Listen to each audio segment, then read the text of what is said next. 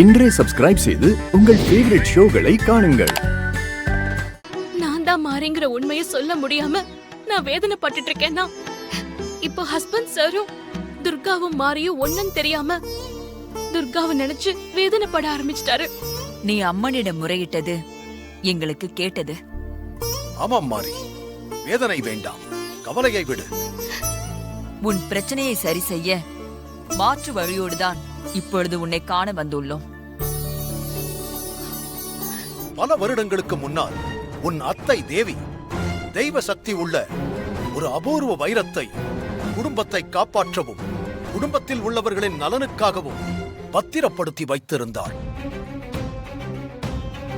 அந்த வைரம்தான் இந்த குடும்பத்தையும் குடும்பத்தில் உள்ளவர்களையும் காப்பாற்றிக் கொண்டிருந்தது. உனக்கு ஞாபகம் இருக்கிறதா? அந்த வைரத்தை கேட்டுதானே தாரா உன்னை கத்தியால் குத்தினாள்.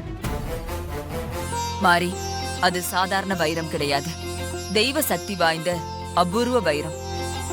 அந்த வைரத்தை கொண்டு வந்து அம்மன் முன்னாடி வைத்து 3 பௌர்ணமிக்கு பூஜை செய்ய வேண்டும்.